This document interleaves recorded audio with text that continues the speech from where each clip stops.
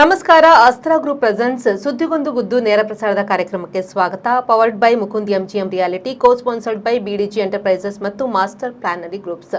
ಇಂದಿನ ಸುದ್ದಿಗೊಂದು ಗುದ್ದು ನೇರ ಪ್ರಸಾರದ ಕಾರ್ಯಕ್ರಮದಲ್ಲಿ ನಮ್ಮ ಜೊತೆ ಮಾತುಕತೆಯಲ್ಲಿ ಹಿರಿಯ ಪತ್ರಕರ್ತರಾಗಿರುವಂತಹ ಮೋಹನ್ ಬೋಳಂಗಡಿ ಅವರಿದ್ದಾರೆ. ಅವರನ್ನ ಕಾರ್ಯಕ್ರಮಕ್ಕೆ ಆತ್ಮೀಯವಾಗಿ ಸ್ವಾಗತಿಸೋಣ. ಸರ್, ಕಾರ್ಯಕ್ರಮಕ್ಕೆ ಆತ್ಮೀಯ ಸ್ವಾಗತ.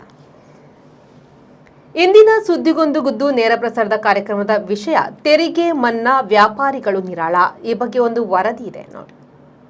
ಸರಕು ಮತ್ತು ಸೇವಾ ತೆರಿಗೆ ನೋಟಿಸ್ ಜಾರಿಯಿಂದ ಆತಂಕಕ್ಕೆ ಒಳಗಾಗಿದ್ದ ಸಣ್ಣ ವರ್ತಕರಿಗೆ ಸದ್ಯಕ್ಕೆ ಸ್ವಲ್ಪ ನಿರಾಳತೆ ಸಿಕ್ಕಿದೆ.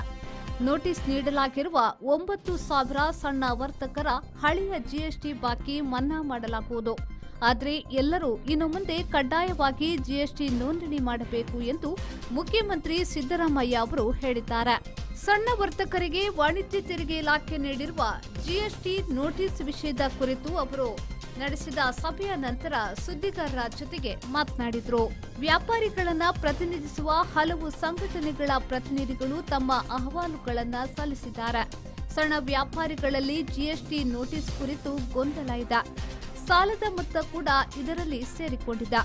ವೈಯಕ್ತಿಕ ವಹಿವಾಟು, ಹಣ ಸಹ ಇದರಲ್ಲಿ ಸೇರಿದೆ ಎಂದು ವರ್ತಕರು ದೂರು ಸಲ್ಲಿಸಿದ್ದಾರೆ. ನೋಟಿಸ್ ನೀಡುವುದು ತಪ್ಪಲ್ಲ, ಆದರೆ ವ್ಯಾಪಾರಿಗಳಿಗೆ ಪರಿಹಾರ ತೆರಿಗೆ ಪಾವತಿಸಲು ಅವಕಾಶ ನೀಡಬೇಕು. ಮಧ್ಯವರ್ತಿಗಳಿಗೆ ಅವಕಾಶ ನೀಡದೆ ವ್ಯಾಪಾರಿಗಳು ನೇರವಾಗಿ ಇಲಾಖೆಗೆ ಸಂಪರ್ಕಿಸಿ ಸಮಸ್ಯೆ ಬಗೆಹರಿಸಲು ಕ್ರಮ ಕೈಗೊಳ್ಳಬೇಕು ಎಂದು ಸಲಹೆ ನೀಡಿದರು. ಯುಪಿಐ ಅಡಿ 40 ಲಕ್ಷಕ್ಕೂ ಅಧಿಕ ವಹಿವಾಟು ಮಾಡಿರುವವರಿಗೆ ಮಾತ್ರ ಜಿಎಸ್ಟಿ ನೋಟಿಸ್ ನೀಡಲಾಗಿದೆ. ಆರಂಭದಲ್ಲಿ ನೋಂದಣಿ ಮಾಡುವಂತೆ ನೋಟಿಸ್ ನೀಡಲಾಗಿತ್ತು.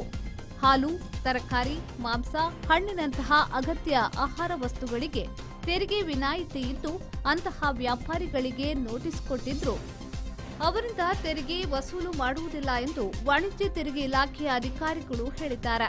ಆದರೆ ಯಾರು ಕಾಯ್ದೆಯ ಪ್ರಕಾರ ತೆರಿಗೆ ಕಟ್ಟಬೇಕಾಗಿದೆಯೋ ಅವರು ಕಟ್ಟಬೇಕು ಎಂದರು. ಯುಪಿಐ ವಹಿವಾಟು ಕೈಬಿಟ್ರೆ ವಹಿವಾಟಿನ ಮೇಲೆ ಪರಿಣಾಮ ಬೀರಲಿದೆ. ರಾಜ್ಯದಲ್ಲಿ ಕೇವಲ 9,000 ವ್ಯಾಪಾರಿಗಳಿಗೆ ಕಳೆದ 2-3 ವರ್ಷಗಳ ಅವಧಿಯಲ್ಲಿ 18,000 ನೋಟಿಸ್ ಜಾರಿಗೊಳಿಸಲಾಗಿದೆ. ವ್ಯಾಪಾರ ವಹಿವಾಟುಗಳನ್ನು ಕಾನೂನುಬದ್ಧವಾಗಿ ಸರ್ಕಾರ ಎಲ್ಲಾ ನೆರವು ನೀಡಲಿದೆ. ತೆರಿಗೆ ಸರಿಯಾಗಿ ಪಾವತಿಸಲು ಸಹಕಾರ ನೀಡಲಿದೆ. ವ್ಯಾಪಾರಿಗಳಿಗೆ ತೊಂದರೆ ನೀಡಬೇಕೆಂಬುದು ಸರ್ಕಾರದ ಉದ್ದೇಶವಲ್ಲ. ಸರ್ಕಾರ ಸಣ್ಣ ವ್ಯಾಪಾರಿಗಳ ಪರವಾಗಿದೆ ಎಂದು ಸಿಎಂ ಅವರು ಭರವಸೆಯನ್ನ ನೀಡಿದ್ರು. ಜಿಎಸ್ಟಿ ತೆರಿಗೆಯನ್ನ ಕೇಂದ್ರ ಹಣಕಾಸು ಸಚಿವರ ಅಧ್ಯಕ್ಷತೆಯ ಜಿಎಸ್ಟಿ ಕೌನ್ಸಿಲ್ ನಿರ್ಧರಿಸುತ್ತಿದೆ. ಈ ತೆರಿಗೆ ಸಂಗ್ರಹದಲ್ಲಿ 50% ರಾಜ್ಯಕ್ಕೆ ನೀಡಲಾಗುತ್ತಿದೆ. ದೇಶದಲ್ಲೇ ಕರ್ನಾಟಕ ಜಿಎಸ್ಟಿ ಸಂಗ್ರಹದಲ್ಲಿ 2ನೇ ಸ್ಥಾನದಲ್ಲಿದೆ. ಸರ್ಕಾರ ಪಾರದರ್ಶಕವಾಗಿ ಕಾರ್ಯನಿರ್ವಹಿಸಲಿದ್ದು ಯಾರಿಗೂ ತೊಂದರೆಯಾಗದಂತೆ ಖಾತ್ರಿಪಡಿಸಲಾಗುವುದು. ವ್ಯಾಪಾರಿಗಳಿಗೆ ನೆರವು ನೀಡಲು ಈಗಾಗಲೇ ಸಹಾಯವಾಣಿ ಇದ್ದು ಇದನ್ನ ಪರಿಣಾಮಕಾರಿಯಾಗಿಸಬೇಕು ಎಂದು ಹೇಳಿದರು. ವ್ಯಾಪಾರ ವಹಿವಾಟು ಬಂದ್ಗೆ ಯಾವುದೇ ಸಂಘಟನೆಗಳು ಬೆಂಬಲ ನೀಡಿಲ್ಲ ಎಂದು ಪ್ರತಿನಿಧಿಗಳು ಸ್ಪಷ್ಟಪಡಿಸಿದ್ದಾರೆ. ಈ ಕುರಿತು ನಡೆಸಲು ನಿರ್ಧರಿಸಿದ್ದ ಎಲ್ಲಾ ರೀತಿಯ ಪ್ರತಿಭಟನೆಗಳನ್ನು ಕೈಬಿಡಲಾಗುವುದು ಎಂದು ಭರವಸೆಯನ್ನ ನೀಡಿದ್ದಾರೆ. ಬ್ಯೂರೋ ರಿಪೋರ್ಟ್, ವಿ4 ನ್ಯೂಸ್, ಮಂಗಳೂರು.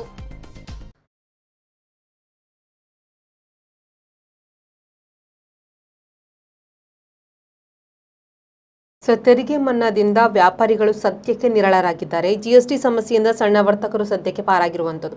ಈ ಹಿಂದೆ ಕೂಡ ತೆರಿಗೆಯನ್ನು ಸಂಪೂರ್ಣವಾಗಿ ಮನ್ನಾ ಮಾಡಿತ್ತ ಸರ್ಕಾರ ಅಂತ ನೋಡಿ. ರಾಜ್ಯ ಸರ್ಕಾರ ವಾಣಿಜ್ಯ ತೆರಿಗೆ ಇಲಾಖೆಯ ಮೂಲಕ 1,20,000 ಕೋಟಿ ರೂಪಾಯಿಗಳನ್ನು ಸಂಗ್ರಹ ಮಾಡಬೇಕು ಅಂತ ಹೇಳಿ ತೀರ್ಮಾನ ಮಾಡಿತ್ತು. ಅವರ ಆರ್ಥಿಕ ಇಲಾಖೆ ಅಂತ ಒಂದು ತೀರ್ಮಾನವನ್ನು ತಗೊಂಡಾಗ ಅದನ್ನು ವಾಣಿಜ್ಯ ತೆರಿಗೆ ಇಲಾಖೆ ಅಧಿಕಾರಿಗಳ ಮೇಲೆ ಆ ಭಾರವನ್ನು ಹೊರಿಸಿದರು. ಆಗ ವಾಣಿಜ್ಯ ತೆರಿಗೆ ಇಲಾಖೆ ಅಧಿಕಾರಿಗಳು ಏನು ಮಾಡಿದರು, ಇದನ್ನು ಹೇಗೆ ಸಂಗ್ರಹ ಮಾಡುವುದಂತ ಆಲೋಚನೆ ಮಾಡಿದರು. ಯಾವುದಕ್ಕೂ ಹೆಚ್ಚು ಟ್ಯಾಕ್ಸ್ ಹಾಕುವಾಗಿಲ್ಲ. ಈಗ ಯಾವುದಕ್ಕೂ ವಾಣಿಜ್ಯ ತೆರಿಗೆ ಇಲಾಖೆಯವರು ಟ್ಯಾಕ್ಸ್ ಹಾಕುವಾಗಿಲ್ಲ. ಯಾಕಂತ ಹೇಳಿದರೆ ಈಗ GST ಸಿಸ್ಟಮ್ ಜಾರಿಯಲ್ಲಿದೆ. ಆದ್ದರಿಂದ ನೀವು ಯಾವುದಕ್ಕೂ ತೆರಿಗೆ ಹೈಕ್ ಮಾಡಬೇಕಾದ್ರೆ ನೀವು ಬಜೆಟಲ್ಲಿ ಮಾಡುವ ಹೈಕ್ ಬೇರೆ, ಬಜೆಟ್ ಅದರ ನಂತರ ಹೈಕ್ ಮಾಡಲಿಕ್ಕೆ ಸಾಧ್ಯ ಆಗುವುದಿಲ್ಲ. ಅದರಿಂದಾಗಿ ಅವರಿಗೆ ಈ 1,20,000 ಕೋಟಿ ರೂಪಾಯಿಗಳನ್ನು ಎಲ್ಲಿಂದ ಸಂಗ್ರಹ ಮಾಡೋದು ಎನ್ನುವಂಥ ಆಲೋಚನೆಯಲ್ಲಿ ಬಿದ್ದರು. ಆಗ ಅವರಿಗೆ ಆಲೋಚನೆ ಆದ್ದು ಏನಂತ ಹೇಳಿದ್ರೆ, ಎಲ್ಲಿ ತೆರಿಗೆ ಸೋರಿಕೆ ಆಗ್ತದೆ ಎನ್ನುವುದನ್ನು ಕಂಡುಹಿಡಿಯುವ ಅಂತೇಳಿ. ಅವರಿಗೆ ಸುಲಭದಲ್ಲಿ ಸಿಕ್ಕಿದ್ದು ಏನಂತ ಹೇಳಿ, ಈ ಮೈಗಳ್ಳ ಅಧಿಕಾರಿಗಳಿಗೆ ಈ UPI ಸಿಸ್ಟಮ್. ನಿಮಗೆ GST ನೋಂದಣಿ ಮಾಡಿಕೊಂಡಂಥ ವರ್ತಕರಿಗೆ, GST ನೋಂದಣಿ ಮಾಡಿಕೊಂಡಂಥ ವರ್ತಕರಿದ್ದಾರೆ, ಅವರಿಗೆ ಅವರು ಟ್ಯಾಕ್ಸ್ ರಿಟರ್ನ್ ಫೈಲ್ ಮಾಡ್ತಾರೆ, GST ಕಟ್ತಾರೆ, ಅವರಿಗೆ GST ಬೆನಿಫಿಟ್ಸ್ ರಿಟರ್ನ್ಸ್ ಬರ್ತದೆ, ಇದು ಎಲ್ಲವೂ ಇದೆ. ಅವರಿಗೆ ಒಂದು 2 ಲಕ್ಷ ರೂಪಾಯಿ GST ಕಟ್ಟಿದರೆ ಅವರಿಗೆ ಎಷ್ಟೋ ಪರ್ಸೆಂಟೇಜ್ GST ರಿಟರ್ನ್ಸ್ ಅಲ್ಲಿ ಬೆನಿಫಿಟ್ಸ್ ವಾಪಸ್ ಬರುತ್ತದೆ ಅವರ ಅಕೌಂಟಿಗೆ, ಅದೆಲ್ಲ ಇದೆ. ಆದರೆ GST ನೋಂದಣಿ ಮಾಡದಂಥ ವರ್ತಕರಿದ್ದಾರೆ, ಅವರು ಸಹ ಟ್ಯಾಕ್ಸ್ ವ್ಯಾಪ್ತಿಗೆ ಬರ್ತಾರೆ ಎನ್ನುವುದು ಇವರ ಆಲೋಚನೆ. ಆದ್ದರಿಂದಾಗಿ ಅವರು ಅವರನ್ನು ಈ ವ್ಯಾಪ್ತಿಗೆ ತಂದು ಅವರಿಂದ ಟ್ಯಾಕ್ಸ್ ವಸೂಲಿ ಮಾಡಬೇಕು ಅಂತೇಳಿ. ಬಹುತೇಕರು ಇದರಲ್ಲಿ ನಿಮಗೆ ಸಣ್ಣ ವ್ಯಾಪಾರಿಗಳು, ಸಣ್ಣ ಮಟ್ಟಿನ ವ್ಯಾಪಾರ ಮಾಡಿಕೊಂಡು ಅವರು ಜೀವನ ನಿರ್ವಹಣೆ ಮಾಡ್ತಾ ಇರುವವರು, ಅಂಥವರನ್ನು ಗುರಿಯಾಗಿಸಿಕೊಂಡು ನೋಟಿಸ್ ಕೊಡಲಿಕ್ಕೆ ಅಂತ ಪ್ಲ್ಯಾನ್ ಮಾಡಿದರು. ನೇರವಾಗಿ ಬ್ಯಾಂಕ್ಗಳಿಗೆ ಒಂದು ನೋಟಿಸ್ ಕೊಟ್ಟರು. ಎಷ್ಟು ಮಂದಿಯ UPI ವಹಿವಾಟಿನ ಡೀಟೇಲ್ಸ್ ಕೊಡಿ ಅಂತ. ಯಾರ ವಹಿವಾಟು 5 ವರ್ಷದಲ್ಲಿ, ಯಾಕಂದರೆ GST ಜಾರಿಯಾದ ನಂತರ ಈ 5 ವರ್ಷದಲ್ಲಿ 40 ಲಕ್ಷಕ್ಕಿಂತ ಜಾಸ್ತಿ ವ್ಯವಹಾರ ಆಗಿದೆ ವರ್ಷಕ್ಕೆ, 5 ವರ್ಷದಲ್ಲಿ 40 ಲಕ್ಷಕ್ಕಿಂತ ಜಾಸ್ತಿ ವ್ಯವಹಾರ ಆಗಿದೆ ಅಂತೇಳಿ. ನಿಮಗೆ 5 ವರ್ಷದಲ್ಲಿ 40 ಲಕ್ಷ ಅಂತಂದರೆ ನಿಮಗೆ ತಿಂಗಳಿಗೆ 8 ಲಕ್ಷ ವ್ಯವಹಾರ ಆಗಿದೆ ಅಂತ ಅರ್ಥ. ವರ್ಷಕ್ಕೆ 8 ಲಕ್ಷ ವ್ಯವಹಾರ ಆಗಿದೆ ಅಂತ ಲೆಕ್ಕ. ಅಷ್ಟು ಯಾರು ವ್ಯವಹಾರ ಆಗಿದೆ ಅವರ ಲಿಸ್ಟ್ ಕೊಡಿ ಅಂತ ಹೇಳಿ ಬ್ಯಾಂಕಿನವರು ಒಂದು ಸರ್ಕಾರಿ ಏಜೆನ್ಸಿ ಕೇಳುವಾಗ ಬ್ಯಾಂಕಿನವರು ನಾವು ನಮ್ಮ ಖಾತೆದಾರರ ಡೀಟೇಲ್ಸನ್ನು ಕೊಡಲಿಕ್ಕೆ ಆಗೋದಿಲ್ಲ ಅಂತ ಹೇಳಲಿಕ್ಕೆ ಬರೋದಿಲ್ಲ ಅವರ. ಅದರಿಂದಾಗಿ ಅವರು ಕೇಳಿದ್ದು ನಿಮಗೆ ಆ ಖಾತೆಯಲ್ಲಿ ಎಷ್ಟು ಹಣ ಇದೆ ಅಂತ ಕೇಳಲಿಲ್ಲ, ಯಾರ್ದು ಹೈಯೆಸ್ಟ್ ಟ್ರಾನ್ಸಾಕ್ಷನ್ ಆಗಿದೆ, UPI ಅಡಿಯಲ್ಲಿ ಎಷ್ಟು ಟ್ರಾನ್ಸಾಕ್ಷನ್ ಆಗಿದೆ ಅಂತೇಳಿ. ಅವರು ಬೇರೆ ರೀತಿಯಲ್ಲಿ ಅವರಿಗೆ ಚೆಕ್ ಬಂದಿರ್ಬೋದು, ಬೇರೆ ರೀತಿಯಲ್ಲಿ ಕ್ಯಾಶ್ ಹಾಕಿರ್ಬೋದು, ಅದೆಲ್ಲ ಕೇಳಲಿಲ್ಲ ಅವರು. ಕೇವಲ UPI ಅಡಿಯಲ್ಲಿ ಎಷ್ಟು ಟ್ರಾನ್ಸಾಕ್ಷನ್ ಆಗಿದೆ ಅಷ್ಟು ಕೊಡಿ ಅಂತ ಕೇಳಿದ್ದಾರೆ. ಆದ್ದರಿಂದಾಗಿ ಅವರು ಲೆಕ್ಕ ಕೊಟ್ಟಿದ್ದಾರೆ. ಕೊಟ್ಟ ಕೂಡಲೇ 40 ಲಕ್ಷಕ್ಕಿಂತ ಮೇಲೆ GST ಮಿತಿ ಮೀರಿದೆ ಅಂತ ಹೇಳಿದರು. ಎಲ್ಲರಿಗೂ ಅವರೇ ಒಂದು ಲೆಕ್ಕಾಚಾರ ಮಾಡಿದರು. ಇಷ್ಟು ಪರ್ಸೆಂಟ್ ಟ್ಯಾಕ್ಸ್ ಇವರು ಕಟ್ಟಲಿಲ್ಲ, ಆದ್ದರಿಂದಾಗಿ ಅವರಿಗೆಲ್ಲ ನೋಟಿಸ್ ಕೊಟ್ಟರು. ಇದು ಏನಾಯಿತು ಅಂತ ಹೇಳಿದರೆ, ಮಧ್ಯಮ ವರ್ಗದಿಂದ ಕೆಳವರ್ಗದವರು, ಸಾಮಾನ್ಯವಾಗಿ ಮಧ್ಯಮ ವರ್ಗ ಅಂತ ಇರ್ತದೆ, ಮಧ್ಯಮ ವರ್ಗದಿಂದ ಈ ಟ್ಯಾಕ್ಸ್ ವ್ಯಾಪ್ತಿಗೆಲ್ಲ ಬರುವವರು ಮಧ್ಯಮ ವರ್ಗದಿಂದ ಮತ್ತು ಮೇಲ್ಪಟ್ಟವರು. ಅದಕ್ಕಿಂತ ಕೆಳವರ್ಗದವರು ಮಧ್ಯಮ ಟ್ಯಾಕ್ಸ್ ವ್ಯಾಪ್ತಿಗೆ ಬರಲ್ಲ. ಇದು ಮಧ್ಯಮ ವರ್ಗದವರು ಮತ್ತು ಅದಕ್ಕಿಂತ ಕೆಳವರ್ಗದವರು ಸಹ ಇದರಲ್ಲಿ ಬಂದರು. ಯಾಕಂತ ಹೇಳಿದರೆ, ರಸ್ತೆ ಬದಿಯಲ್ಲಿ ಕಡಲೆಕಾಯಿ ಮಾರುವವರು ಸಹ UPI ಯೂಸ್ ಮಾಡುವಂತ ಬೇಕಾಗ್ತದೆ ಅಂತೇಳಿ, ಅದರಿಂದ ಕಡಲೆಕಾಯಿ ಮಾರುವವರು ಸಹ ಈ ವ್ಯಾಪ್ತಿಗೆ ಬಂದರು, ಟ್ಯಾಕ್ಸ್ ವ್ಯಾಪ್ತಿಗೆ ಬಂದರು ಅಂತೇಳಿ. ನರೇಂದ್ರ ಮೋದಿಯವರ ಸರ್ಕಾರ ಆರಂಭದಲ್ಲಿ ಜನ್ಧನ್ ಖಾತೆ ಅಂತ ಮಾಡಿದಾಗ ಅವರು ಏನು ಹೇಳಿದ್ದಂತ ಹೇಳಿದರೆ, ದೇಶದ ಪ್ರತಿಯೊಬ್ಬ ನಾಗರಿಕನು ಬ್ಯಾಂಕು ವ್ಯಾಪ್ತಿಗೆ ಬರಬೇಕು ಅಂತೇಳಿ ಜನ್ಧನ್ ಖಾತೆ ಮಾಡಿದಂಥ ಉದ್ದೇಶ ಅದು. 0 ಬ್ಯಾಲೆನ್ಸ್ ನಲ್ಲಿಯೂ ನೀವು ಅಕೌಂಟ್ ಹೊಂದಿರಬೇಕು ಅಂತ ಮಾಡಿದ್ರು. ಅದು 90% ಸಕ್ಸಸ್ ಆಗಿದೆ. ಯಾಕಂತ ಹೇಳಿದ್ರೆ ಎಲ್ಲ ಕೇಂದ್ರ ಸರ್ಕಾರದಾಗಲಿ ರಾಜ್ಯ ಸರ್ಕಾರದ್ದಾಗಲಿ ಯಾವುದೆಲ್ಲ ಸಹಾಯಧನಗಳಿರ್ತಾವೆ ಅದೆಲ್ಲವೂ ಆ ಅಕೌಂಟ್ಗಳಿಗೆ ಟ್ರಾನ್ಸ್ಫರ್ ಆಗ್ತಾ ಇದೆ. ಅದು ಒಂದು ರೀತಿಯಲ್ಲಿ ಪಾರದರ್ಶಕದ ವ್ಯವಸ್ಥೆ ಅದು. ಆದ್ದರಿಂದ ಟ್ಯಾಕ್ಸ್ ವ್ಯಾಪ್ತಿಗೂ ಎಲ್ಲರನ್ನು ತರುವಂಥ ವ್ಯಾಪಾರಿಗಳನ್ನು ತರುವಂಥ ಪ್ರಯತ್ನವೂ ಹೌದು, ಅಲ್ಲಂತಲ್ಲ. ಆದರೆ ನೀವು ಯಾವುದನ್ನು ಮಾರಾಟ ಮಾಡ್ತೀರಿ ಅದು ಟ್ಯಾಕ್ಸ್ ವ್ಯಾಪ್ತಿಯಲ್ಲಿ ಇದೆಯಾ ಇಲ್ವೋ? ಸ್ವತ್ತುಗಳು, ನೀವು ಬಿಸ್ಕಿಟ್ ಮಾರಾಟ ಮಾಡ್ತೀರಿ ಅದು ಟ್ಯಾಕ್ಸ್ ವ್ಯಾಪ್ತಿಗೆ ಇದೆಯಾ ಇಲ್ವಾ? ನೀವು ಕಾಂಡಿಮೆಂಟ್ಸ್ ವ್ಯಾಪಾರ ಮಾಡ್ತೀರಿ ಅದು ಟ್ಯಾಕ್ಸ್ ವ್ಯಾಪ್ತಿಗೆ ಇದೆಯಾ ಇಲ್ವಾ? ನೀವು ಫುಡ್ಸ್ ವ್ಯಾಪಾರ ಮಾಡ್ತೀರಿ ಅದು ಟ್ಯಾಕ್ಸ್ ವ್ಯಾಪ್ತಿಗೆ ಇದೆಯಾ ಇಲ್ವಾ? ಸಾಮಾನ್ಯವಾಗಿ ಹಾಲು, ಫುಡ್ಸು, ಬೇಕರಿ ಐಟಮ್ಗಳು ಇದೆಲ್ಲ ಟ್ಯಾಕ್ಸ್ ವ್ಯಾಪ್ತಿಗೆ ಬರಲ್ಲ, ಆಯ್ತಲ್ಲ. ಅದರಿಂದಾಗಿ ಅದನ್ನು ಮಾರಾಟ ಮಾಡಿದರೆ ನೀವು ಟ್ಯಾಕ್ಸ್ ಕಟ್ಟಬೇಕಾಗಿಲ್ಲ. ಆದರೆ ಆ ಮಾರಾಟದ ಹಣವು ಈ ಅಕೌಂಟಲ್ಲಿ ಸೇರಿದೆ. ವೈಯಕ್ತಿಕವಾದಂಥ ಬೇರೆ ಬೇರೆ ವ್ಯವಹಾರದ ಹಣವೂ ಸೇರಿದೆ. ಒಂದು ಜಾಗ ಮಾರಾಟ ಮಾಡಿದ್ದಾರೆ, ಆ ಹಣವು ಅಕೌಂಟಿಗೆ ಸೇರಿದೆ. ಕೆಲವರು ಬಿಸ್ನೆಸ್ ಅಕೌಂಟಿಗೆ ಬರೋದಿಲ್ಲ, ಪರ್ಸನಲ್ ಅಲ್ಲ, ಮಾಡಿದ ರೀತಿಯಲ್ಲಿ ಅದು ಮಾಡಿದ ರೀತಿಯಲ್ಲಿ ಸಣ್ಣ ಸಣ್ಣ ಇದರಲ್ಲಿ SB ಅಕೌಂಟ್ ಇರ್ತದೆ, ಬಿಸ್ನೆಸ್ ಅಕೌಂಟ್ ಇರ್ತದೆ. ಇಲ್ಲ, ಅಂಗಡಿ ಅಂತ ಆದ ಕೂಡಲೇ ನಿಮಗೆ ಬಿಸ್ನೆಸ್ ಅಕೌಂಟ್ ಅಂತ ಬರೋದು, ಆಯ್ತಲ್ಲ. ಈಗ ಬಿಸ್ನೆಸ್ ಅಕೌಂಟ್ಗೆ ಅಂತ ಬಂದರೂ ಸಹ ನೀವು ಯಾವುದನ್ನು ಮಾರಾಟ ಮಾಡಿದ್ದೀರಿ, ಟ್ಯಾಕ್ಸ್ ವ್ಯಾಪ್ತಿಯಲ್ಲಿ ಇರುವಂತಹ ಸ್ವತ್ತುಗಳನ್ನು ಮಾರಾಟ ಮಾಡಿದ್ದೀರೋ, ಟ್ಯಾಕ್ಸ್ ವ್ಯಾಪ್ತಿಯಿಂದ ಹೊರಗಿರುವ ಸ್ವತ್ತುಗಳನ್ನು ಮಾರಾಟ ಮಾಡಿದ್ದೀರಿ ಅಂತ ಹೇಳಿ. ಬಹುತೇಕ ಸ್ವತ್ತುಗಳಿಗೆ ಟ್ಯಾಕ್ಸ್ ವ್ಯಾಪ್ತಿಯಿಂದ ಹೊರಗಿದೆ. ಅದು ದಿನ ಬಳಕೆಯ ಸ್ವತ್ತುಗಳು ಅಂತ ನಾವು ಹೇಳ್ತೇವೆ. ಹಣ್ಣು ಹಂಪಲುಗಳು, ಹಾಲು, ಬೇಕರಿ ಐಟಮ್ಗಳು, ಸಣ್ಣ ಸಣ್ಣ ದೈನಂದಿನ ಬಳಕೆಯ ಸ್ವತ್ತುಗಳೆಲ್ಲ ಟ್ಯಾಕ್ಸ್ ವ್ಯಾಪ್ತಿಯಿಂದ ಹೊರಗಿಟ್ಟಿದ್ದಾರೆ ಸರ್ಕಾರ. ಆದರೆ ಈ ಹಣ ಅಂತ ಹೇಳಿದರೆ ಅದು ಎಲ್ಲದಕ್ಕೂ ಒಟ್ಟಿಗೆ ಬಂದಿದೆ ಅಲ್ಲ.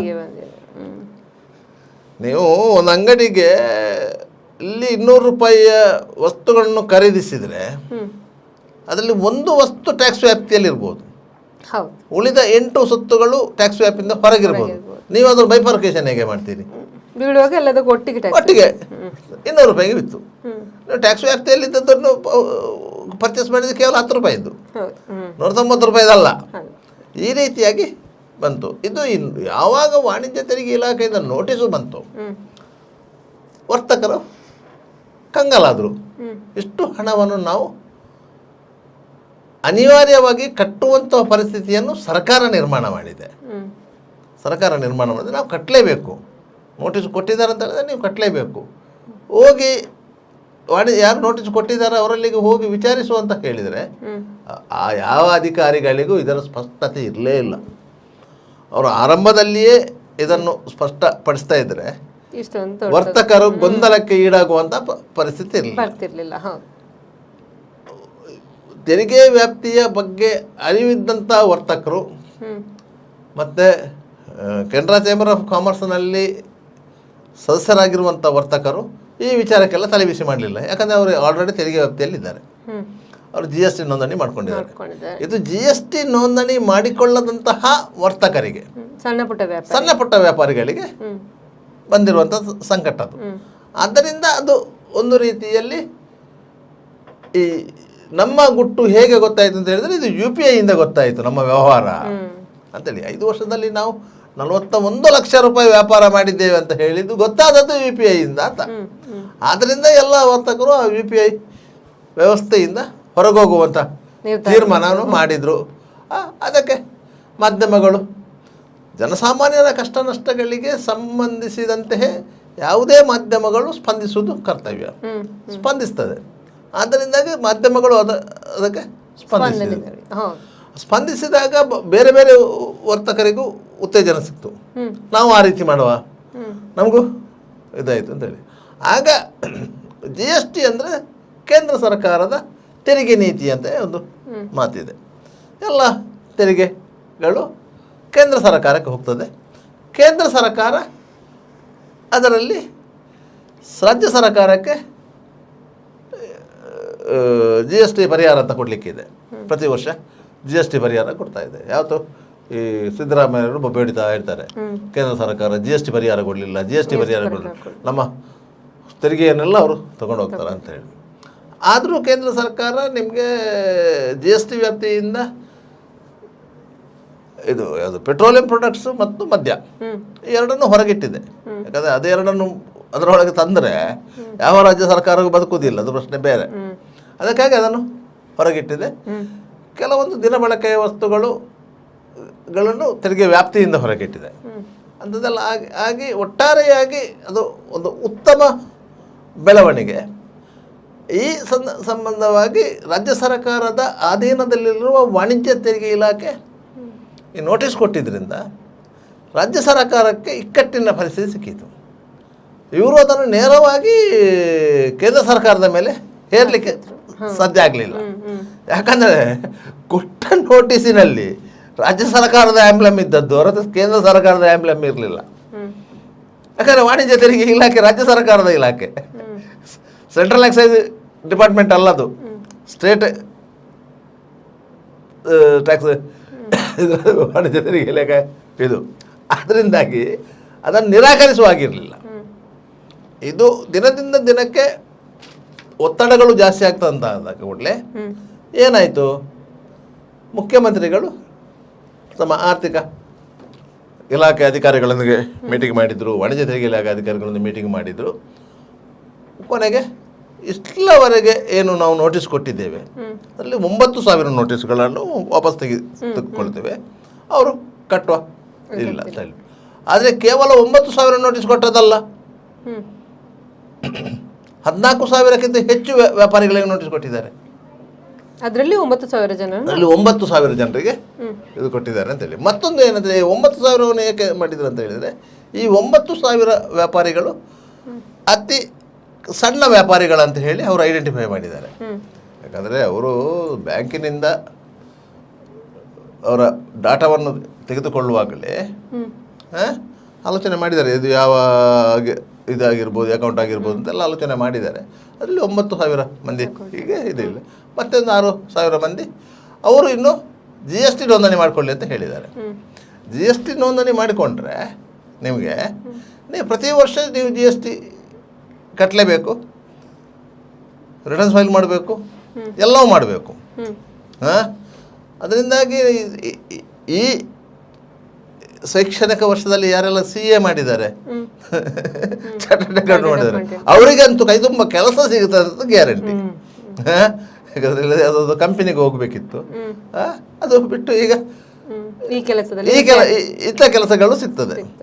ಅದರಿಂದಾಗಿ ಯಾರಿಗಾದ್ರೂ ಲಾಸ, ಒಂದು ಕಡೆಯಲ್ಲಿ ಲಾಸ್ ಆದರೆ ಮತ್ತೊಂದು ಕಡೆಯಲ್ಲಿ ಅವಕಾಶಗಳು ಸಿಗ್ತವೆ. ಅದು ಸರ್ಕಾರ ತೀರ್ಮಾನ ತಗೊಳ್ಳುವಾಗ ಸೂಕ್ಷ್ಮವಾಗಿ ಪ್ರತಿಯೊಂದನ್ನು ಗಮನಿಸಬೇಕು. ಇದರ ಸಾಧಕ ಬಾಧಕಗಳು ಏನು, ಇದು ಸಾರ್ವಜನಿಕವಾಗಿ ಚರ್ಚೆ ಆಗುವಂಥ ವ್ಯವಸ್ಥೆಯ ಅಲ್ಲ ಗುಟ್ಟಿನಲ್ಲಿ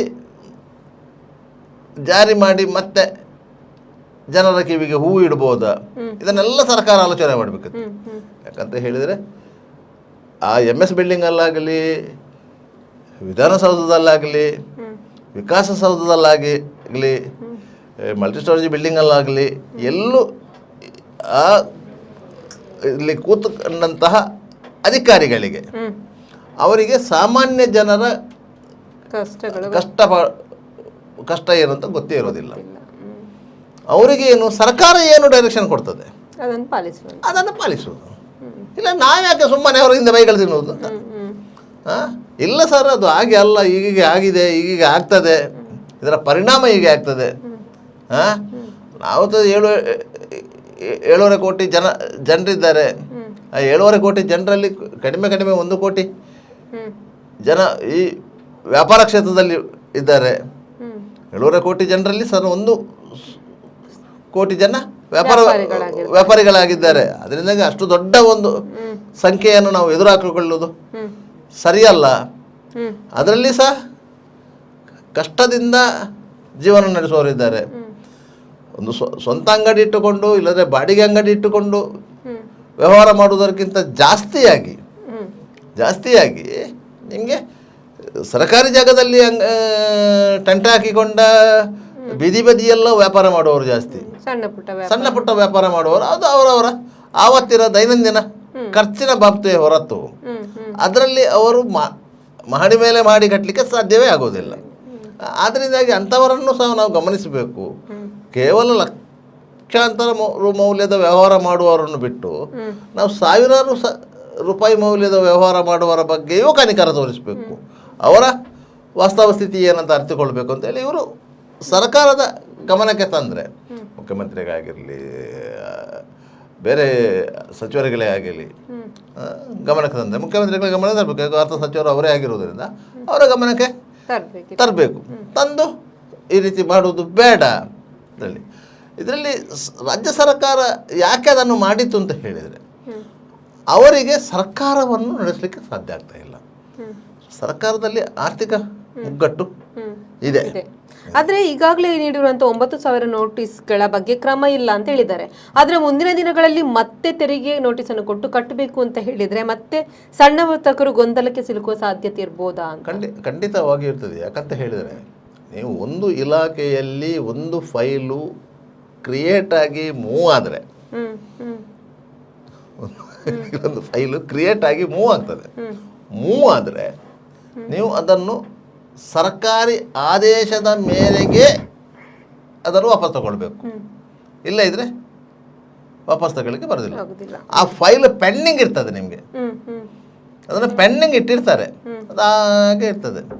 ಹಾಗಾದರೆ ಆ ತೂಗುಗತ್ತಿ ಯಾವತ್ತೂ ನಿಮ್ಮ ತಲೆಯ ಮೇಲೆ ನೇತಾಡ್ತಾ ಇರ್ತದೆ. ಅದು ಸರ್ಕಾರಿ ಯಾವ ಇಲಾಖೆಯಲ್ಲೂ ಅಷ್ಟೇ, ಯಾವ ಇಲಾಖೆಯಲ್ಲೂ, ಕೇವಲ ಒಂದು ಆರ್ಥಿಕ ಇಲಾಖೆ ಅಂತ ನಾನು ಹೇಳ್ತಾ ಇಲ್ಲ, ಬೇರೆ ಬೇರೆ ಇಲಾಖೆಗಳಲ್ಲೂ ಸಹ ಅಷ್ಟೇ. ಒಮ್ಮೆ ಫೈಲು ಮೂವ್ ಆದರೆ ಆ ಫೈಲನ್ನು ಪೆಂಡಿಂಗ್ ಇಟ್ಟುಕೊಂಡ್ರೆ, ಯಾರದ್ದು ಸೂಚನೆ ಅಂತ ಪೆಂಡಿಂಗ್ ಇಟ್ಟುಕೊಡ್ತದೆ, ಪೆಂಡಿಂಗ್ ಇಟ್ಟುಕೊಂಡ್ರೆ ಅದು ಪೆಂಡಿಂಗ್ ಫೈಲ್ ಅಂತ ಇರ್ತದೆ ಹೊರತು ಅದು ಕರ್ಪಾಗೋದಿಲ್ಲ. ಯಾವತ್ತಾದರೂ ಅದು ಓಪನ್ ಆಗುತ್ತೆ. ಓ ಇದು ಹಳೇ ದಾಖಲೆ ತೆಗೀರಿ ಅಂತೇಳಿ ನೋಡಿ. ಯಾವನಾದ್ರೂ ಒಬ್ಬ ಕಲ್ಪ್ರಿಟ್ ಸಿಕ್ಕಿ ಬಿದ್ದರೆ ಅದರ ಹಳೇ ಜಾತಕ ಎಲ್ಲ ತೆಗೆಯುವುದು ಹೀಗೆ. ಅಂದ್ರೆ ಸದ್ಯಕ್ಕೆ ಈಗ ಅವರು ಪೆಟ್ಟಿನಿಂದ ತಪ್ಪಿಸಿಕೊಂಡಿದ್ದಾರೆ ಅಂತ, ಆ ಬೀಸೋ ದೊಣ್ಣೆಯಿಂದ ತಪ್ಪಿಸಿಕೊಂಡಿದ್ದಾರೆ. 1000 ವರ್ಷ ಆಯುಷು ಅಂತ ಹೇಳಿಲ್ಲ, ಯಾವಾಗ ಸಹ ವಾಪಸ್ ಬರ್ಬೋದು. ಗಾದೆ ಮಾತಿನಲ್ಲಿ ಬೀಸೋ ದೊಣ್ಣೆ ತಪ್ಪಿಸಿದ್ರೆ 1000 ವರ್ಷ ಆಯುಷು ಅಂತ ಇದೆ. ಇದು 1000 ವರ್ಷ ಆಯುಷು ಅಲ್ಲ, ಇದು ತಾತ್ಕಾಲಿಕವಾದ ಒಂದು ವರ್ಷದ ಆಯುಷು ಅಷ್ಟೇ. ಯಾಕಂತ ಹೇಳಿದರೆ ರಾಜ್ಯ ಸರ್ಕಾರದ ಆರ್ಥಿಕ ಪರಿಸ್ಥಿತಿ ಸರಿ ಹೋಗದೇ ಇದ್ದಲ್ಲಿ ನಿಮಗೆ ಇದು ಮತ್ತೊಮ್ಮೆ ಪೆಡಂಭೂತವಾಗಿ ಕಾಡ್ತಾ ಇದೆ. ಈಗ ಕಾಡುವುದಿಲ್ಲ ನಿಮಗೆ, ಯಾಕಂತ ಹೇಳಿದರೆ ಇದು ತಿಂಗಳು ಜುಲೈ, ನಿಮಗೆ ಇನ್ನೂ ಕಾಡುವುದು ನೆಕ್ಸ್ಟ್ ಏಪ್ರಿಲ್ಗೆ ಮಾರ್ಚ್ ಏಪ್ರಿಲ್ಗೆ ಕಾಡುವುದು. ಯಾಕಂತ ಹೇಳಿದರೆ ಆಗ ನೀವು ಟ್ರೇಡ್ ಲೈಸೆನ್ಸ್ ರಿನ್ಯೂವಲ್ ಮಾಡಲಿಕ್ಕೆ ಹೋಗ್ತೀರಿ.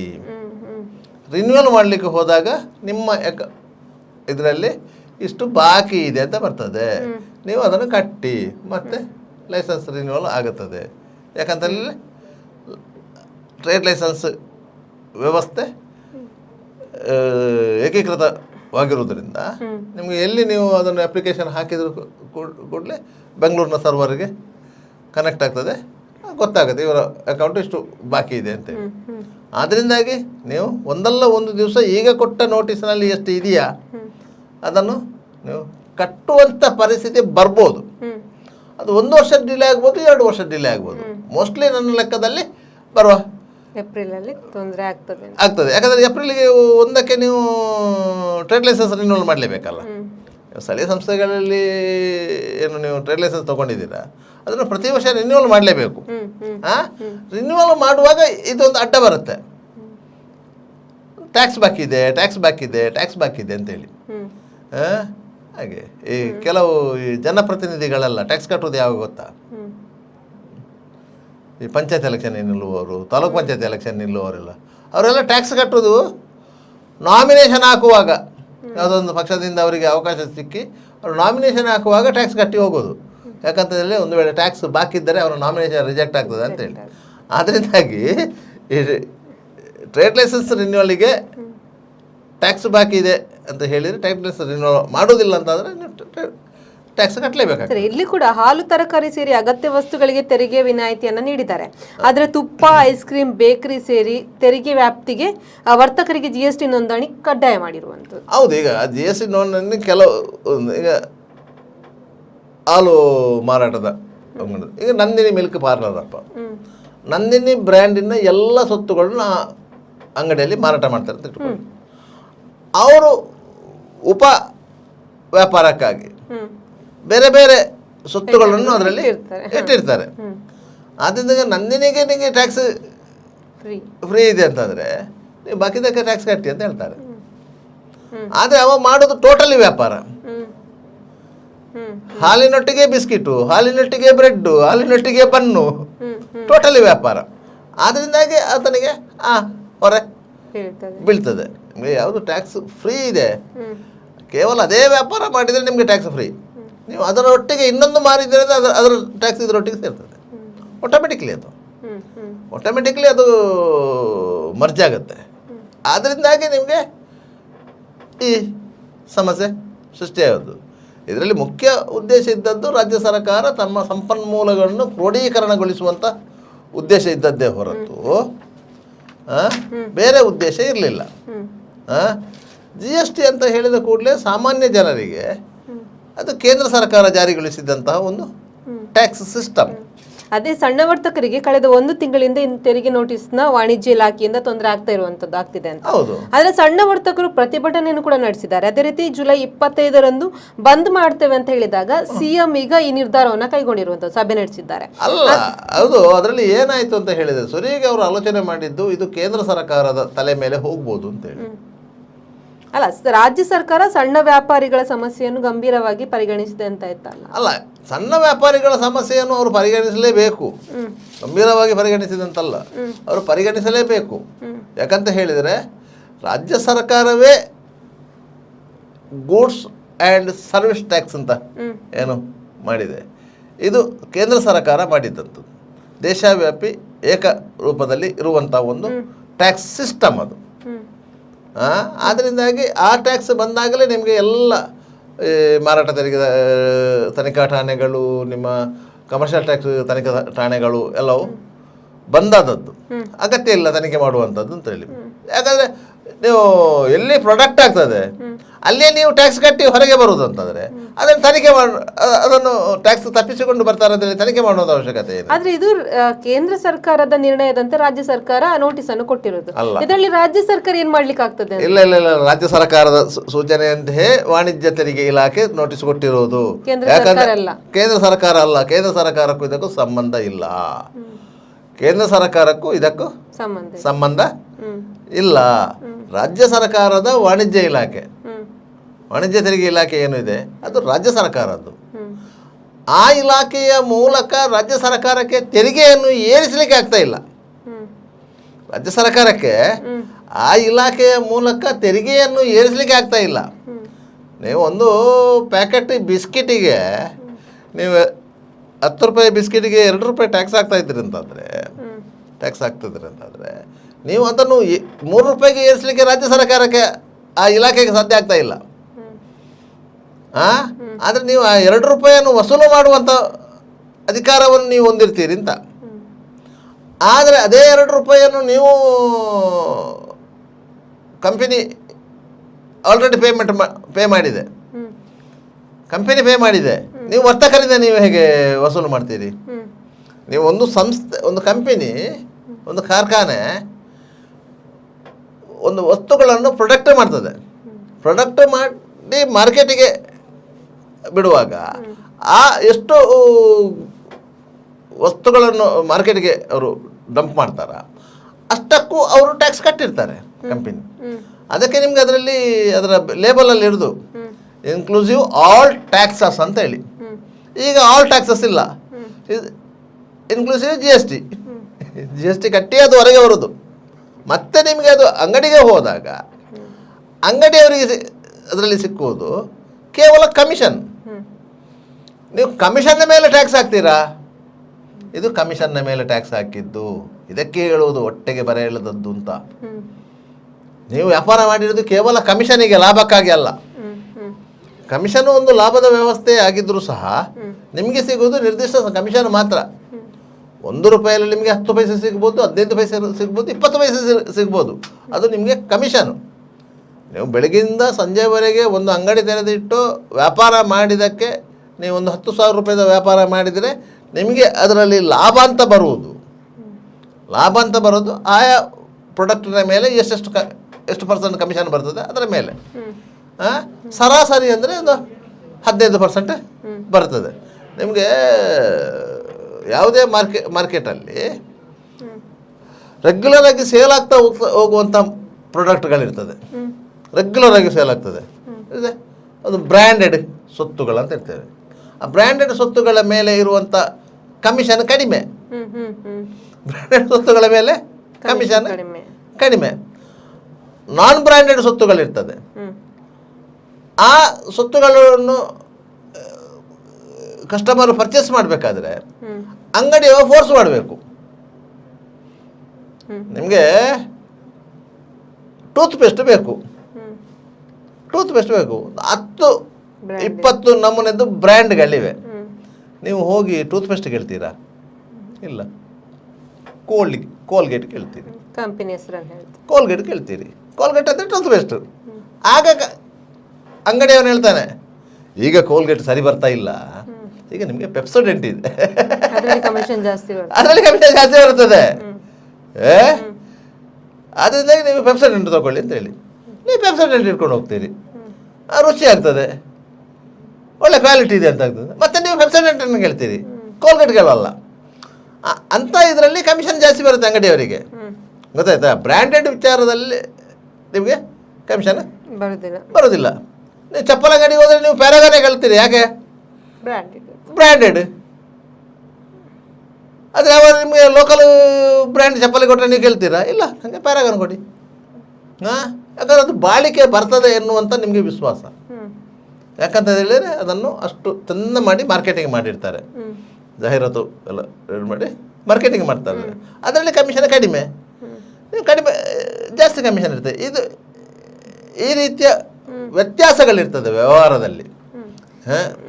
ಸರ್, ಅದೇ ರೀತಿ ಈಗ GST ಮುಖ್ಯಸ್ಥರು ಮತ್ತೆ ಹಣಕಾಸು ಸಚಿವರೆಲ್ಲ ಸೇರ್ಕೊಂಡು ಅವರೆಲ್ಲರ ನೇತೃತ್ವದಲ್ಲಿ ಸಭೆ ನಡೆಸಿ ಕೆಲವೊಂದು ನಿರ್ಣಯಗಳನ್ನು ತೆಗೆದುಕೊಳ್ಳುವಂಥದ್ದು.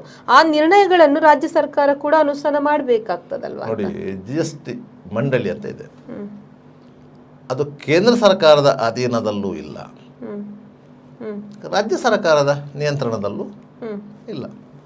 ಆ GST ಮಂಡಳಿಯಲ್ಲಿ ಕೇಂದ್ರ ವಿತ್ತ ಸಚಿವೆ ಆ ಮಂಡಳಿಗೆ ಮುಖ್ಯಸ್ಥರು, ಎಲ್ಲ ರಾಜ್ಯಗಳ ಹಣಕಾಸು ಸಚಿವರು ಅದಕ್ಕೆ ಪದನಿಮಿತ್ತ ಸದಸ್ಯರು. ಅಲ್ಲಿ ಪ್ರತಿ 3 ತಿಂಗಳಿಗೆ GST ಕೌನ್ಸಿಲ್ ಸಭೆ ಸೇರ್ತದೆ. ಯಾವ್ಯಾವ ವಸ್ತುಗಳಿಗೆ GSTಯನ್ನು ಕಡಿಮೆ ಮಾಡಬೇಕು, ಯಾವ ವಸ್ತುಗಳಿಗೆ GSTಯನ್ನು ಜಾಸ್ತಿ ಮಾಡಬೇಕು, ಇದರಿಂದಾಗಿ ಹಣದುಬ್ಬರದ ಏರಿಳಿತ ಏನಿದೆ, ಇದನ್ನೆಲ್ಲ ವಿಸ್ತೃತವಾದ ತನಿಖೆಗಳ ಮಾತುಕತೆಗಳು ನಡೀತದೆ. ಆ ಸಂದರ್ಭದಲ್ಲಿ ನಮ್ಮ ರಾಜ್ಯ ಸರ್ಕಾರದಿಂದ ವಾಸ್ತವವಾಗಿ ನಿಮಗೆ ವಿತ್ತ ಸಚಿವರು ಹೋಗಬೇಕು. ನಮ್ಮಲ್ಲಿ ವಿತ್ತ ಸಚಿವರು ಮತ್ತು ಮುಖ್ಯಮಂತ್ರಿಗಳು ಒಬ್ಬರೇ.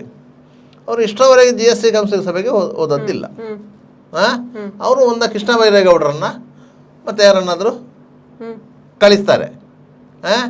ಅವರು ಹೋಗಿ ಇಲ್ಲಿ ಏನು ಡಾಟಾ ಕೊಟ್ಟರು, ನಮ್ಮ ಆರ್ಥಿಕ ಪರಿಸ್ಥಿತಿಯ ಬಗ್ಗೆ ಏನು ಡಾಟಾ ಕೊಟ್ಟರು, ಅದರ ಮೇಲೆ ಅವರು ಅಲ್ಲಿ ಮಾತಾಡಿಕೊಂಡು ಬರ್ತಾರೆ.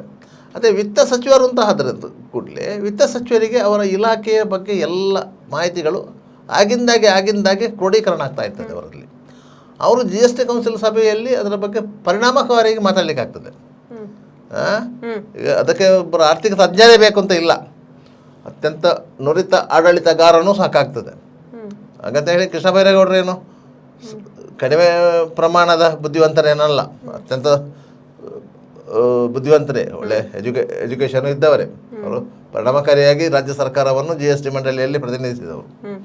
ಅದರಿಂದಾಗಿ ಆ ರೀತಿಯಲ್ಲಿ GST ಮಂಡಳಿಯಲ್ಲಿ ಏನೆಲ್ಲ ತೀರ್ಮಾನ ಆಗ್ತದೆ, ಅದರಲ್ಲಿ ನಮ್ಮವರಿಗೆ ಏನು ಅನುಕೂಲ ಆಗ್ತದೆ ಎನ್ನುವುದು ಮುಖ್ಯ. ಯಾಕಂತ ಹೇಳಿದರೆ ಕರ್ನಾಟಕದಲ್ಲಿ ಅಂತ ನಾವು ಹೇಳುವಾಗ ನಮ್ಮಲ್ಲಿ ವಾಣಿಜ್ಯ ಬೆಳೆಗಳು ಏನು, ಬೇರೆ ಬೇರೆ ಬೆಳೆಗಳು ಏನು, ನಮ್ಮಲ್ಲಿ ಉತ್ಪಾದನಾ ಸಾಮರ್ಥ್ಯ ಏನು, ಯಾವ್ಯಾವ ವಸ್ತುಗಳು ಉತ್ಪಾದನೆ ಆಗುತ್ತೆ, ಅದಕ್ಕೆ ನಮ್ಮಲ್ಲಿ ಉತ್ಪಾದನೆ ಆಗುವಂಥ ಸೊತ್ತುಗಳಿಗೆ ನಾವು ಟ್ಯಾಕ್ಸ್ ಕಡಿಮೆ ಮಾಡಿ ಅಂತ ಹೇಳಿ ಒತ್ತಡ ಹೇಳಬೇಕು. ಯಾಕಂದರೆ ಅದು ಮಾರ್ಕೆಟಿಂಗ್ ಜಾಸ್ತಿ ಆಗಬೇಕು ಅಂತೇಳಿ.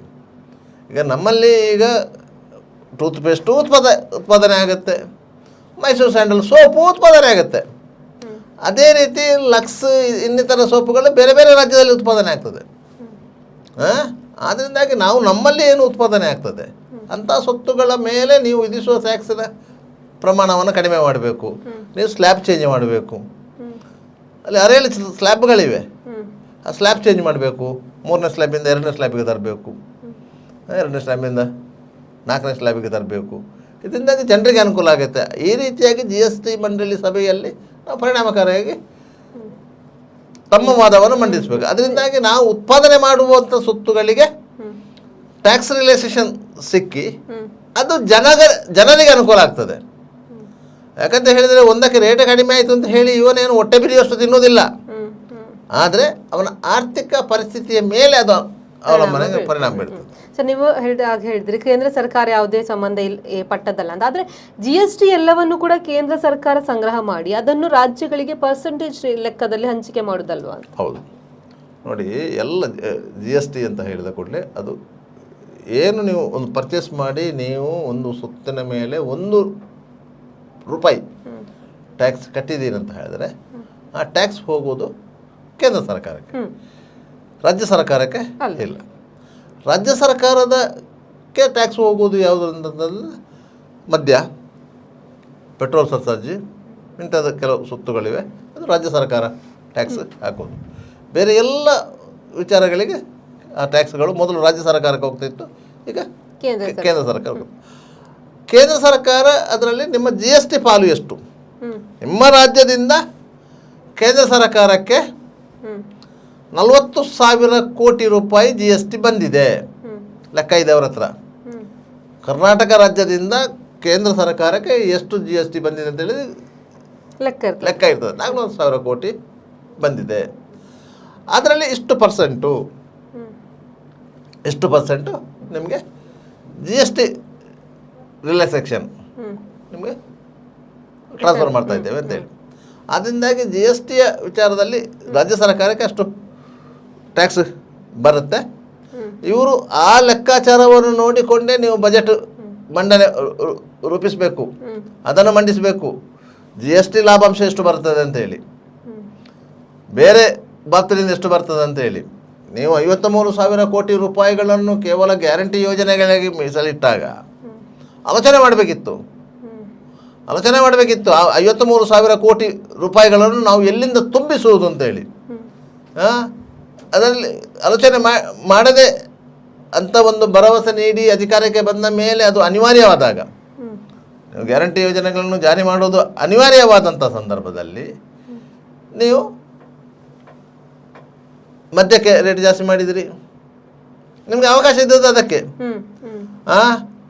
ಭೂಮಿಗೆ ಸಂಬಂಧಪಟ್ಟ ರಿಜಿಸ್ಟ್ರೇಷನ್ ಶುಲ್ಕ ಅದನ್ನೆಲ್ಲ ಜಾಸ್ತಿ ಮಾಡಿದ್ದೀರಿ, ಸ್ಟ್ಯಾಂಪ್ ಡ್ಯೂಟಿ ಜಾಸ್ತಿ ಮಾಡಿದ್ದೀರಿ, ಎಲ್ಲದಕ್ಕೂ ಜಾಸ್ತಿ ಮಾಡಿದ್ದೀರಿ. ಆದರೂ ನಿಮಗೆ 53,000 ಕೋಟಿಯನ್ನು ತುಂಬಿಸ್ಲಿಕ್ಕೆ ಆಗಲಿಲ್ಲ. 53,000 ಕೋಟಿಯನ್ನು ತುಂಬಿಸ್ಲಿಕ್ಕೆ ಆಗಲಿಲ್ಲ. ಆಗ ನೀವು ಕೈ ಇಟ್ಟದ್ದು ಈ ವಾಣಿಜ್ಯ ತೆರಿಗೆ ಇಲಾಖೆಗೆ. ವಾಣಿಜ್ಯ ತೆರಿಗೆ ಇಲಾಖೆಗೆ ಯಾವುದೇ ವಸ್ತುಗಳ ಮೇಲೆ ತೆರಿಗೆ ವಿಧಿಸುವಂಥ ಅವಕಾಶ ಇಲ್ಲ. ಕೇಂದ್ರ ಸರ್ಕಾರ ಮಾಡಬೇಕು, ರಾಜ್ಯ ಸರ್ಕಾರ ಮಾಡಲಿಕ್ಕೆ ಬರಲ್ಲ. ಆಯಿತಾ? ಅದಕ್ಕೆ ನೀವೇನು ಮಾಡಿದ್ರಿ, ಸೇಲ್ ಟ್ಯಾಕ್ಸ್ ಮೇಲೆ ಹೋದ್ರಿ. ನಮ್ಮ ರಾಜ್ಯದಲ್ಲಿ ಸೇಲ್ ಆಗ್ತಾ ಇದೆ ಅಂತೇಳಿ. ಆಯಿತಾ? ಇದು ವಾಹನ ರಿಜಿಸ್ಟ್ರೇಷನ್ನ ಮೇಲೆ ಹೋದ್ರಿ. ವಾಹನ ಸವಾರಿಗೆ DL ಕೊಡೋದು ಅದರ ಮೇಲೆ ರೇಟ್ ಜಾಸ್ತಿ ಮಾಡಿದಿರಿ. 50 ರೂಪಾಯಿ LLR ಈಗ 1,500 ರೂಪಾಯಿ ಏನಾಗಿದೆ. 50 ರೂಪಾಯಿಯಲ್ಲಿ LLR ಆಗ್ತಾ ಇತ್ತು, 1,000 ರೂಪಾಯಿ ಆಗಿದೆ. ಹಾಗಾದರೆ ನೀವು ಸಾಮಾನ್ಯ ಜನರನ್ನು ಯಾವ ರೀತಿ ಈ ಗ್ಯಾರಂಟಿ ಹೆಸರಲ್ಲಿ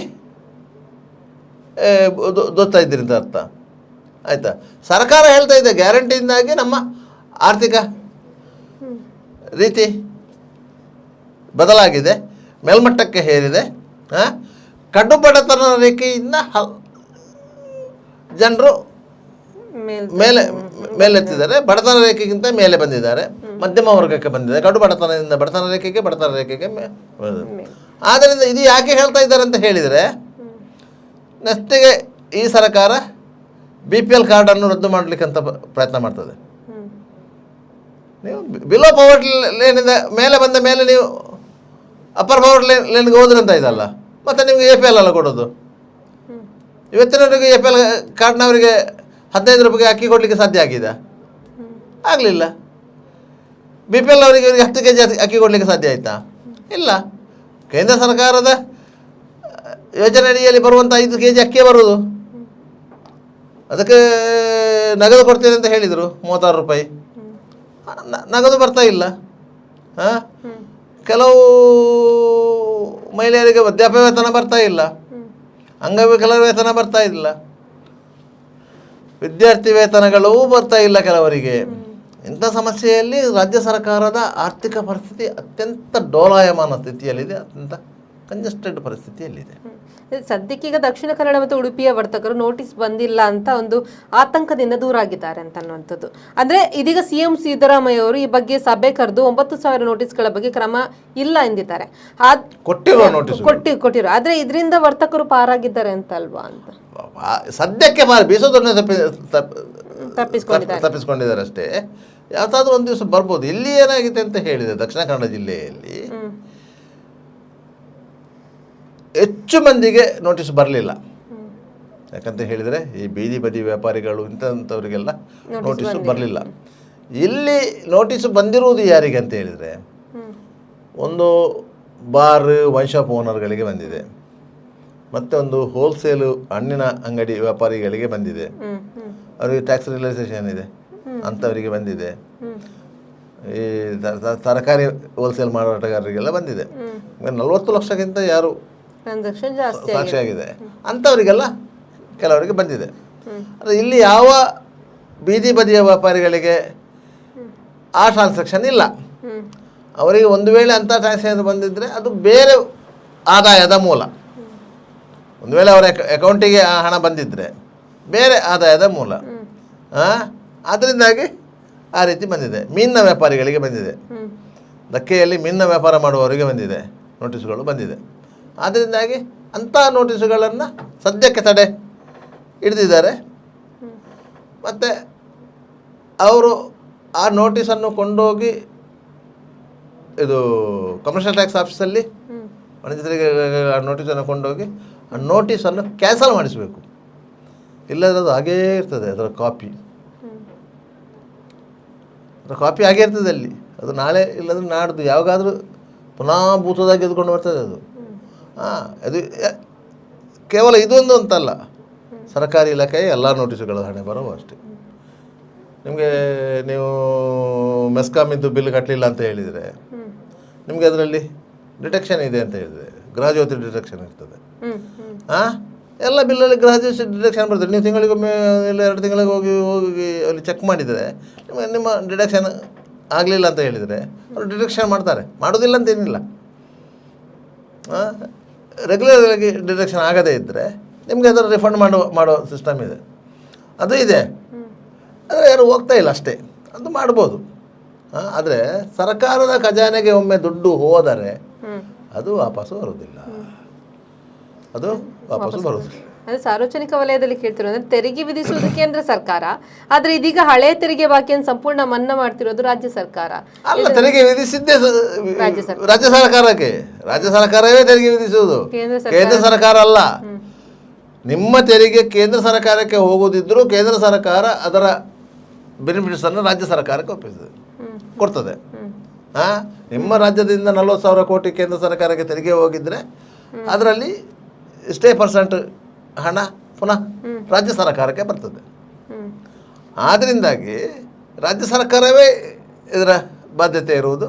ರಾಜ್ಯ ಸರ್ಕಾರವೇ ಕಮರ್ಷಿಯಲ್ ಟ್ಯಾಕ್ಸ್ ಆಫೀಸರ್ಗಳಿಗೆ ಹೇಳಿದ್ದು 1,20,000 ಕೋಟಿ ರೂಪಾಯಿ ಕೋತಾ ಇದೆ, ನಿಮ್ಮ ಇಲಾಖೆಯಿಂದ ತುಂಬಿಸಿಕೊಡಬೇಕು ಅಂತೇಳಿ. ಅದಕ್ಕೆ ಅವರು ನೋಟಿಸ್ ಕೊಟ್ಟಿರೋದು. ಅದನ್ನು ನೇರವಾಗಿ ಹೇಳಲಿಕ್ಕೆ ಯಾವ ಮಂತ್ರಿಗೂ ಸಾಧ್ಯ ಆಗ್ತಾ ಇಲ್ಲ, ಮುಖ್ಯಮಂತ್ರಿಗೂ ಸಾಧ್ಯ ಆಗ್ತಾ ಇಲ್ಲ. ಅದನ್ನು ಹೇಳಿದರೆ ಸರ್ಕಾರದ ಬೊಕ್ಕಸ ಖಾಲಿಯಾಗಿದೆ, ಯಾವುದೇ ಡೆವಲಪ್ಮೆಂಟ್ ವರ್ಕ್ಗಳು ಆಗ್ತಾ ಇಲ್ಲ, ಸರಿಯಾದ ರೀತಿಯಲ್ಲಿ ಸರ್ಕಾರ ನಡೀತಿಲ್ಲ ಎನ್ನುವಂಥ ಭಾವನೆ ಜನರಿಗೆ ಬರುತ್ತೆ. ಈಗಲೂ ಆಲ್ರೆಡಿ ಬಂದಿದೆ 2 ವರ್ಷದಲ್ಲಿ. ಈಗಲೇ ಸರ್ಕಾರದ ಬಗ್ಗೆ ಒಳ್ಳೆಯ ಅಭಿಪ್ರಾಯ ಇಲ್ಲ. ಯಾಕಂತ ಹೇಳಿದರೆ ಖಜಾನೆಯಲ್ಲಿ ಕಾಸಿಲ್ಲ. ಬೇರೆ ಬೇರೆ ವಿಚಾರಗಳಿಗೆ ಸಂಬಂಧಪಟ್ಟಂತೆ ಬೇಕಾಬಿಟ್ಟಿಯಾಗಿ ಖರ್ಚು ಮಾಡಿದ್ದಾರೆ.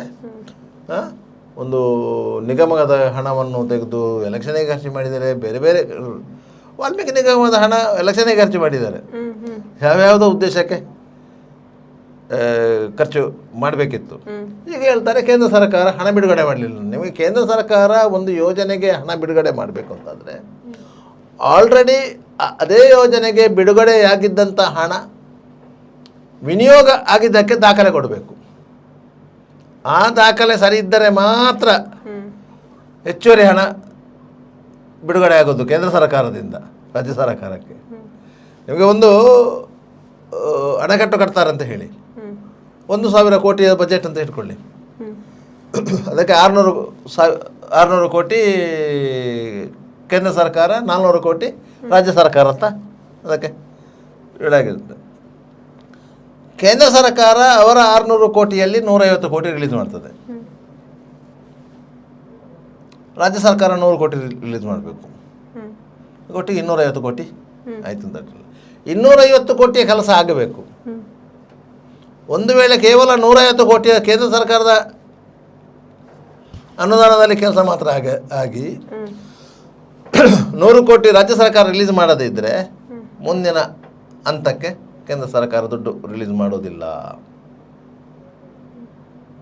ಆದ್ದರಿಂದ ಕೆಲವಾಗಿ ಕೇಂದ್ರ ಮತ್ತು ರಾಜ್ಯ ಸರ್ಕಾರದ ಸಹಭಾಗಿತ್ವದ ಯೋಜನೆಗಳು ಕುಂಟುತ್ತಾ ಹೋಗುವುದು. ಸ್ಮಾರ್ಟ್ ಸಿಟಿ ಯೋಜನೆ ಹಾಗೆ, ಮಂಗಳೂರಿನ ಸ್ಮಾರ್ಟ್ ಸಿಟಿ ಯೋಜನೆ ಅದಕ್ಕೊಂದು ಉತ್ತಮ ಉದಾಹರಣೆ. ಸ್ಮಾರ್ಟ್ ಸಿಟಿ ಕೇಂದ್ರ ಸರ್ಕಾರದ ಯೋಜನೆ ಅಲ್ಲ, ರಾಜ್ಯ ಸರ್ಕಾರದ ಸಹಭಾಗಿತ್ವ ಇದೆ. ಕೇಂದ್ರ ಸರ್ಕಾರ 1,000 ಕೋಟಿ ಕೊಟ್ಟರೆ ರಾಜ್ಯ ಸರ್ಕಾರ ಇಷ್ಟೇ % ಹಣ ಕೊಡಬೇಕು. ಇವರು ಕೇವಲ ಭೂಮಿ ಕೊಡೋದಲ್ಲ, ಈಗ ಏನು ಮಾಡಿದರು ಸ್ಮಾರ್ಟ್ ಸಿಟಿಗೆ ಒಳಗೊಳ್ಳದಂಥ ಯೋಜನೆಗಳನ್ನು ಸ್ಮಾರ್ಟ್ ಸಿಟಿ ಹಣದಲ್ಲಿ ಮಾಡಿದರು. ಉದಾಹರಣೆಗೆ DC ಆಫೀಸು ರಾಜ್ಯ ಸರ್ಕಾರ ಮಾಡಬೇಕಾದದ್ದು. ಅದರಿಂದಾಗಿ ಅಂಥದ್ದೆಲ್ಲ ಯೋಜನೆಗಳು ಇರ್ತದೆ. ಒಟ್ಟಾರೆಯಾಗಿ ರಾಜ್ಯ ಸರ್ಕಾರ ಮತ್ತು ಕೇಂದ್ರ ಸರ್ಕಾರದ ಮಧ್ಯೆ ಒಂದು ಒಳ್ಳೆಯ ಹೊಂದಾಣಿಕೆ ಇದ್ದರೆ ಜನರಿಗೆ ತೊಂದರೆ ಆಗೋದಿಲ್ಲ ಅಂತೇಳಿ. ಸದ್ಯಕ್ಕೆ ಈ ತೆರಿಗೆ ಮನ್ನಾ ಆಗಿರೋದ್ರಿಂದ ವ್ಯಾಪಾರಿಗಳು ನಿರಾಳರಾಗಿದ್ದಾರೆ. ಮುಂದೆ ಕೂಡ ಇಂಥ ಸಮಸ್ಯೆಗಳು ಮತ್ತೆ ಮರುಕಳಿಸದಿರಲಿ ಅಂತ ಹೇಳ್ತಾ ಇವತ್ತಿನ ಸುದ್ದಿಗೊಂದು ಗುದ್ದು ನೇರ ಪ್ರಸಾರದ ಕಾರ್ಯಕ್ರಮವನ್ನು ಮುಗಿಸುವಂಥ ಸಮಯ ಆಗಿದೆ. ಸರ್, ಇಷ್ಟೊತ್ತು ನಮ್ಮ ಜೊತೆ ಕೂತ್ಕೊಂಡು ಮಾಹಿತಿನ ಹಂಚ್ಕೊಂಡಿದ್ದಕ್ಕೆ ಧನ್ಯವಾದಗಳು. Thank you. ನೋಡಿದ್ರಲ್ಲ, ಇದು ಇವತ್ತಿನ ಸುದ್ದಿಗೊಂದು ಗುದ್ದು ನೇರ ಪ್ರಸಾರದ ಕಾರ್ಯಕ್ರಮ. ಮುಂದಿನ ಕಾರ್ಯಕ್ರಮದಲ್ಲಿ ಮತ್ತೊಂದು ವಿಷಯಗಳ ಜೊತೆ ಭೇಟಿ ಆಗ್ತೀವಿ. ಅಲ್ಲಿವರೆಗೂ ನಿರಂತರ ಸುದ್ದಿ ಮತ್ತು ಮನರಂಜನೆಗಾಗಿ ನೋಡ್ತಾ ಇರಿ V4 news.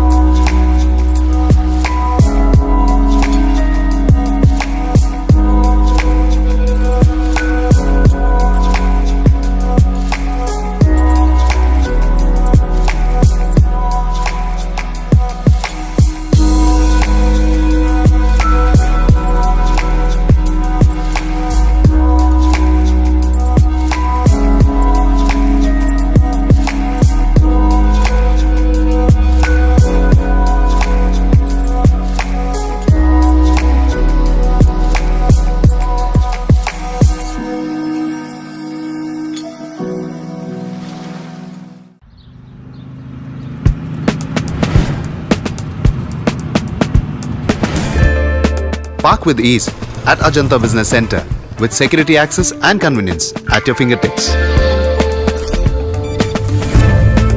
Step into a welcoming lobby where a warm smile greets you and your clients. With top-tier amenities, Ajanta set the stage for our success, leading us to Ashoka Business Center as a next upgrade. Invest in workspaces managed by Vertex. Invest smart. Invest in Mangaluru. The Father Mullah Charitable Institutions, the most modern linear accelerator, only one of its kind in this region for specific burning of cancer cells. We have all precision equipments and instruments for both invasive and non-invasive surgical procedures and diagnosis, ultrasonic color Doppler, CT scan and MRI machines. The operation theaters are equipped with contemporary equipments, high-tech intensive care units, neo and postnatal units, burns unit, cath lab and cardiothoracic units are fully equipped. Our NICU is the largest in the city. The blood bank and cell separator and casualty are 24-hour services. The Father Mullah Charitable Institutions. Ideal ice cream, milky way to your heart.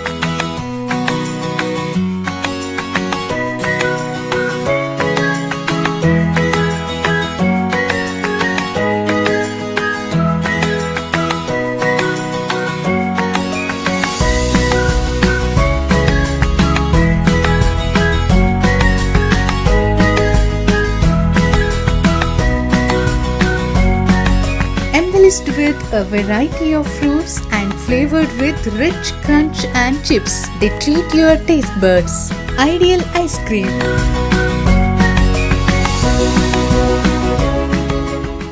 B. Devdas Ganpati Pai Enterprises. All kinds of quality and attractive material available at one place. Biggest showroom in Mangalore city. Admired by public at large. The showroom of your choice. B. Devdas Ganpati Pai Enterprises. Near New Chitra Talkies, Mangalore.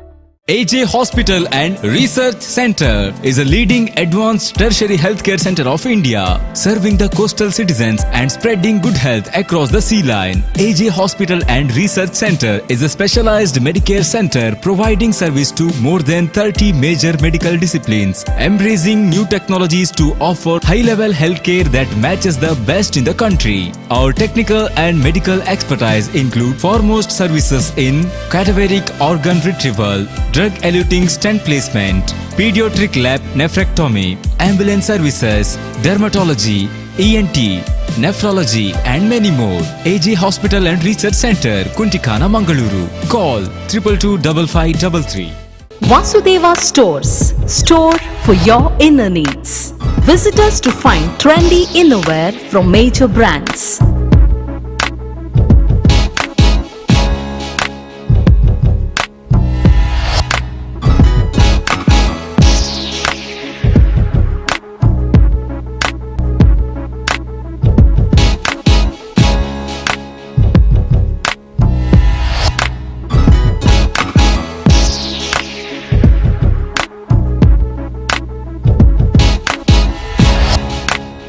Visit Vasudeva Stores, ground floor, Ideal Towers near Sharavu Ganapati Temple, Mangaluru. Hi ಏನು ಆಶೀರ್ವಾದಕ್ಕೆ join ಆಯ್ರ ಬೈನಿ ಆಶೀರ್ವಾದ ಬಂಡ ಒಂದು scheme ಅವಟ್ಟೆ ಇಲ್ಲುಂಡು bike ಉಂಡು car ಉಂಡು ಇಲ್ಲಾಗ ಬೋಡೇನ ಮಾತ ಐಟಮ್ಲ ಉಂಡು guarantee ಉಂಟತ್ತ ನಂಬಿಕೆಗೆ ನನಂಜಿ ಪುದರೆ ಆಶೀರ್ವಾದ ಯಾನ ಸೇರ್ದೆ ನಿಕ್ಲ ಸೇರ್ಲೇವೆ ತುಳುನಾಡದ ಮಾಂತ ಬಂದಲಿಗಳ ಸೊಲ್ಮೇಲು ಆಶೀರ್ವಾದ 2.0 ಯಾಲ ಸೇರ್ದೆ ನಿಕ್ಲ ಸೇರ್ಲಿ.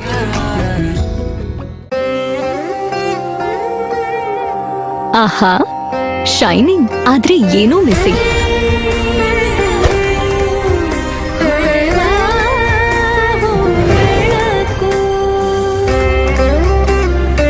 ಇದು ಹೊಳಿತಿದೆ ನಿಮ್ ಥರಾನೇ. ನೀನು ಸಹ ಹೊಳಿತಿದ್ಯಾ. ಶತಮಾನದ ವಾರಸುದಾರಿಕೆಯ ಹೊಸ ಮುಖ ಭೀಮಾ. ಬದಲಾವಣೆ